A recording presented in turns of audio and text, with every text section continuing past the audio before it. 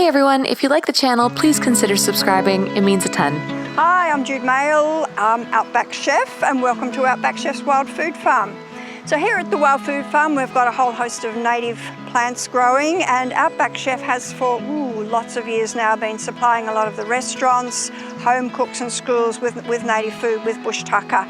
So it's really great to have the Wild Food Farm where we can actually show you how a lot of the plants are growing and be able to deliver now some really lovely fresh leaves. So up until just recently, we've been supplying a whole lot of beautiful things like dried lemon myrtle leaves, wattle seed, lily pillies, muntries, riberries.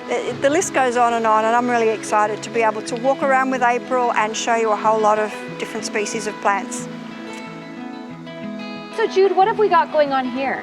This is river mint. It's an absolutely beautiful flavour, and it seems to be becoming more and more popular as people get to know what it's about and that amazing flavour. It's got that minty spearmint, a little bit of peppermint, but mainly that beautiful spearmint flavour. Great in teas, great in with your lamb chops.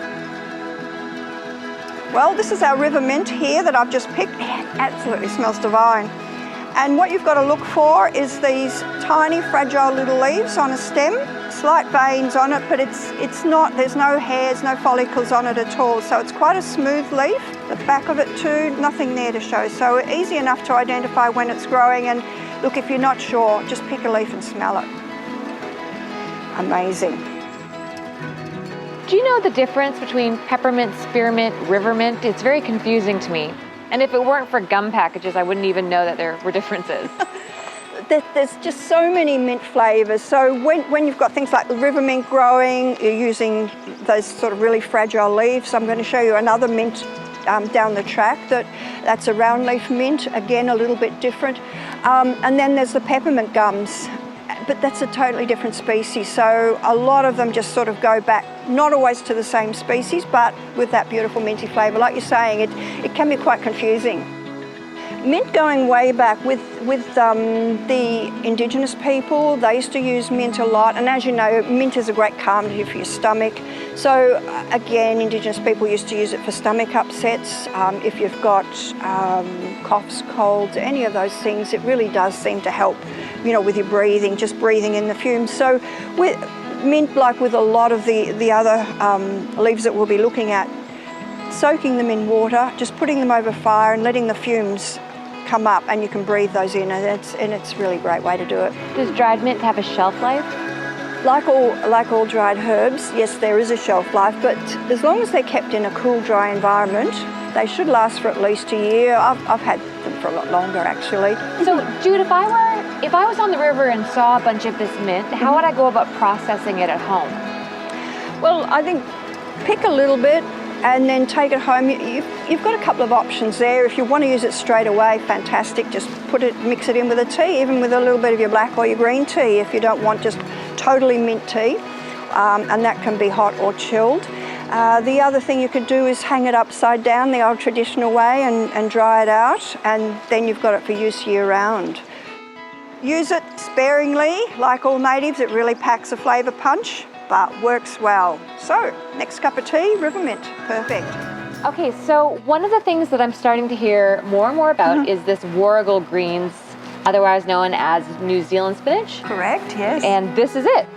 This is it, and we've got it growing all over Wild Food Farm, and it's popping up in the middle of pathways everywhere. But it's fantastic. I mean, as a substitute for spinach or any leafy greens, Warrigal Greens fits the bill. Now, sometimes when the leaves get slightly bigger, they've got more of that astringent flavour, so you need to blanch them first just to get rid of some of those oxides that give quite that bitter taste, which is what you're tasting now. Wow. These have come out, they've grown really well, but they do have that bitter flavour. They've got a nice aftertaste though. Once you put them through the blanching process, just like spinach, and they're perfect. Okay, Yeah. So what would I use? I just use this in place of spinach. Absolutely. I mean, I've used these in salads as well. You know, this is perfect. I mean, you know, you think of how many times you use spinach in a pie, in a dish, as a vegetable. Warrigal greens can be mixed and matched. They can go with other flavours, or otherwise they can be used by themselves. What about the stems? I mean, they've got this real beefy stem. Yeah, look, pick some and you'll see it's really quite succulent. So yeah, it's quite juicy. Whoa, yeah. Okay, so it's actually got a nicer flavor in the stem than it does in the leaves. Is that normal? Or am I just used to it, maybe? Maybe you're a bit used to it. It's kind of sweet in the You stem. prefer the stem, I think. I do. It's kind of like, you know, when you eat broccoli, how that stem's got that bit of a sweet flavor to it. Sweet and salty. They'd be really good for you too. Yeah, well, these have got a good vitamin C content in them. And even, look, historically, they say when Captain Cook landed in Australia and his men had no vitamin C, they had a lot of problems with scurvy and the like, he fed them Warrigal Greens. I'm going to tell my daughter that to make her eat this stuff. Absolutely. Now, Jude, I always see this on the beaches around here. Yeah. And being from Canada, I've got to figure out all the seaweeds now that I'm here in Australia. But I did hear that this is edible. It is. It's called Pigface. It's called purslane. It's a really interesting plant. It's got like I'd call it a salty, astringent type of flavour. A lot of people will chop it up and put it in salads. It is quite edible. Magic flower. I mean, it's a very pretty flower and it's a really hardy bush. And like you say, you can see it growing everywhere. So, yeah, it's, you know, we've got it growing over rocks, and I know throughout the property it just seems to be popping up here, there. And yeah, I'm surprised to see it away from the beach. So is it a seaweed or is it just a plant that likes to live near the ocean? It's a plant. It's a succulent. It's a plant that likes to live near the ocean. It's not a seaweed, but it's one of those plants that pretty much do well wherever it goes. And I know where I live anyway. Yeah, it's quite salty. With the seaweed, you soak it in water to help pull a lot of the salt out. Just leach a little, And then you can use that salt water for brines. You can use it for other things as well. So you can steam them and eat them, kind of like edamame beans. The seaweed, I mean, I don't know about Pigface. And then use the salt water for a brine. So maybe I'll have to give it a try with Pigface. Yeah, take some with you. And look, the flowers are beautiful. It's really picturesque, yeah. This one here, actually right beside it, is Dianella. Okay. And that's another interesting little plant. These make a great plant dye. Right. As well. You can eat the berries. You know, we've made jams and things out of them, but not too much because it can give you a stomach upset. You know, and some of these kind of berry-like things can do that. You want to make sure they're ripe. We've just gone through the stage where it's had all these beautiful little purple flowers that you see down here, but now we've got the berries and they're just gorgeous.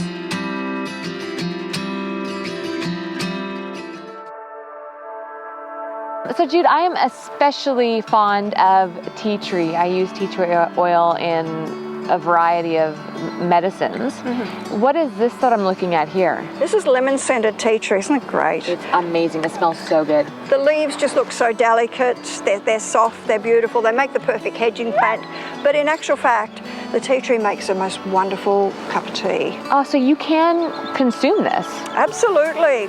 So you can use it in tea, you can chop it up, use it in salad dressings, anything where you want that beautiful soft lemon flavour. It's a softer lemon flavour than, say, some of the others, say for example lemon myrtle or one of those. This is a lot more gentle, but I think it works really, really well. So the TeaTree oil that they sell for medicine and for, you know, as like an antiseptic, what is that? That's not this. It's that's a different one.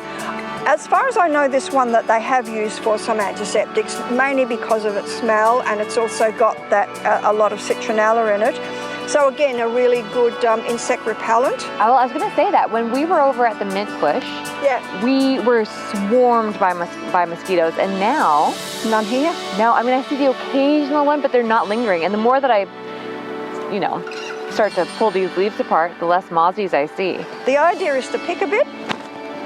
Walk around, be slapping your shoulder or something. Yeah, it just gets rid of them all. There you go. There's your own insect repellent.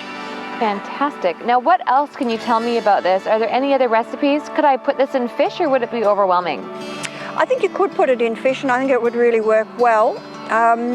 You know, try fish, get some paper bark, and just pick some of the leaves and just lay them on the top of the fish with a little bit of pepper, with a little bit of salt. Don't put a lot of other things in. Let those beautiful sort of lemony flavours come through. What about traditional uses? Traditional uses, like with so many of the lemon-scented things, Indigenous people would use them for the, you know, put flavouring drinks, flavouring food, definitely as an insect repellent, and just sort of you know, snapping yourself with them so you get rid of the insects. The other thing, again, just moistening the leaves and putting them over a fire so you've got all these beautiful lemony vapours coming up, so it's great for coughs, for colds. And some people say they're really good for some of the skin ailments too, you know, with eczema and some of those things. I have heard that some of the skin ailments, these work quite well. Yeah, so just a facial steam too. You can just put them in hot water and put your head over a towel. Do you have any other tea trees on the premise? Not at the moment, no. What about myrtles? Myrtles we've definitely got. You want to see some myrtles? Yes. Let's go for it. Perfect.